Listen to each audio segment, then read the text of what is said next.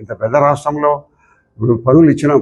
నేను నిన్న కూడా ఈ గ్రామాన్నప్పుడు సిమెంట్ రోడ్ ఇచ్చిన పనులందరూ కూడా ఇప్పుడు కూడా కొంతమంది మొదలు పెట్టకుండా అంటే నేను పనులు ఫోన్లు చేసి చెప్పిన మొదలు పెట్టండి మీరు అని ఇచ్చినాం. దానికి సమయం పడుతుంది. కాంట్రాక్టరు నిర్ణయించినాం. అన్ని రకాల పనులు చేసి నిర్ణయించడానికి సుమారు 3-4 గంటల సమయం పడుతుంది. ఏమీ చేయలేదంటే నువ్వేం చేసినావా? రాష్ట్రాన్ని నాశనం చేసి చిప్ప చేతికిచ్చిపోయినావు. ఒకటి ప్రజలందరూ గమనించాల్సిన అతి ముఖ్యమైన విషయం ఏంటంటే వాళ్ళ తండ్రితో నాకు సన్నిహిత సంబంధాలు ఉన్నాయి. ఆ సన్నిహిత సంబంధాలు ఉండబడిన కారణంగా జగన్మోహన్ రెడ్డి కంటే షర్మిలను ఎక్కువ ప్రేమించేవాడు ఆయన.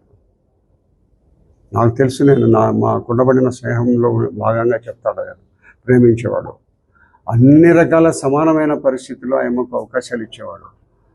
ఎక్కడికన్నా ఆయమ్మ మాటకు అంత విలువ ఇచ్చేవాడు.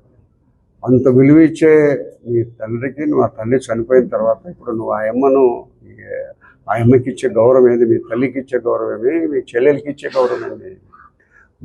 రోడ్లకి ఎక్కి కోట్లకు పోతున్నారు కదా. ఇంతకంటే సిగ్గుమాలిన తనం ఒకటి ఉందా? ఇంతకంటే సిగ్గుమాలిన చర్య ఒకటి ఉందా?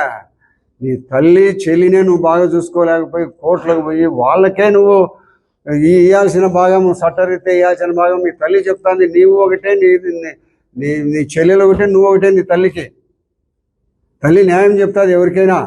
ఆయమ్మ కూడా బజారుకి ఎక్కి ప్రెస్కి వచ్చి కోట్లకు పోయే పరిస్థితి ఉంటే నువ్వు ఆంధ్ర రాష్ట్రంలో ఏ ప్రజలను ప్రేమిస్తావు? ఏ ప్రజలను వాళ్ళను అభివృద్ధిలోకి తీసుకొచ్చే కార్యక్రమాలు చేసి రాష్ట్రాన్ని ముందుకు తీసుకురాగలవయ్యా నువ్వు? అన్నిటికంటే దుర్మార్గమైన చర్య ఇంకోటి ఉంది. నాకు చాలా కాలం సన్నిహిత సంబంధం ఉంది. ముక్తారు వీళ్ళందరూ కూడా ఉన్నారు కాబట్టి తెలుసు వాళ్ళకు కూడా. వివేకానంద రెడ్డి అనే వ్యక్తి వాళ్ళు రాజశేఖర రెడ్డి వస్తే మేమంతా కూర్చుంటే లేచి నిలబడుకునేవాడు. నేను కళ్ళారా ఎన్నో 100 సార్లు చూసిన విషయం. నిలబడుకునేవాడు.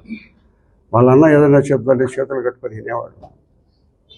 అంత వాళ్ళన్నకు భక్తిగా ఉండి ఒక సంఘటన ఏం జరిగిందంటే వీళ్ళు చూసి వివేకం అని పిలిచేవాడు ఆయన. వివేకం ఏదో చెన్నై పోవాలి, ఏదో పని ఉంది అర్జెంటుగా అంటే సరేలేమని పోయినాడు. ఫ్లైట్కు బట్టలు తీసుకొని ఫోన్ చేసి బట్టలు తీసుకొని ఫ్లైట్కు తెప్పించి అతను ఉన్న పొలంగా అతనిపై ఫ్లైట్ ఎక్కిపోయినాడు. అంత విశ్వాసపాత్రుడు. నువ్వు ఆయన ఎత్తుకున్నాడు. నువ్వు ఆయన గుండెల మీద తనినావు, ఒంటికి వచ్చినావు. ఆయన అంత నిన్ను ప్రేమించే వ్యక్తి. నువ్వు మీ నాయన స్థలంలో నిన్ను చూడాలనుకున్నాడు ఆయన. అంత మంచి వ్యక్తిని నువ్వు దుర్మార్గంగా చంపితే నీ భార్యకు నీకు తెలిసి చంపుతా అంటే కూడా నువ్వు దానికి గ్రీన్ సిగ్నల్ ఇచ్చి చంపిండే దాంట్లో భాగస్వామి అయినావంటే ఇంతకంటే దుర్మార్గమైనది ఎక్కడన్నా ఉందా? నీ తండ్రి తర్వాత తండ్రి తను నీ తండ్రి కంటే ఎక్కువ ప్రేమించినాడు. నువ్వు భవిష్యత్తులో నీకు భవిష్యత్తు ఉండాలని ముఖ్యమంత్రిగా ఉండాలని కోరుకున్నాడు ఆయన. అటువంటి వ్యక్తిని దుర్మార్గంగా చంపించినావు కదా. చంపాల్సిన మనిషి గొడ్డలతో నరికి చంపించాల్సినంత మనిషి ఆయన. నేను చంపాలనేది నీకు వచ్చింటే దిండు కొట్టుకొని తల మీద వచ్చి గుర్తు మీద ఇక్కడ మూసిపెట్టినంటే కూడా ప్రాణం పోయాడు. అంత కిరాతకంగా చంపించాలా? అంత కిరాతకంగా చంపించిన బాడీ నీకు చూడాలని కోరుకుంది. చంపించిన వాళ్ళ భాగస్వాములకు అంత దుర్మార్గమైన పరిస్థితుల్లో 10-15 ఏళ్ళు గొడ్డలతో నరికి సంపాదించాలని వాళ్ళ కోరికను వాళ్ళు తీర్చుకుంటా ఉంటే నువ్వు దానికి సహకరించిన వ్యక్తివా? దేవుడు క్షమించాడు. నువ్వు అంటావు దేవుడు ఉన్నాడు. దేవుడు ఉన్నాడు ఎందుకు లేకుండా పోతాడు? నీ కోసం నా కోసం కాదు, ప్రపంచము కొన్ని 100,000 సంవత్సరాలు పుట్టినప్పటి నుంచి దేవుడు ఉంటానే ఉన్నాడు.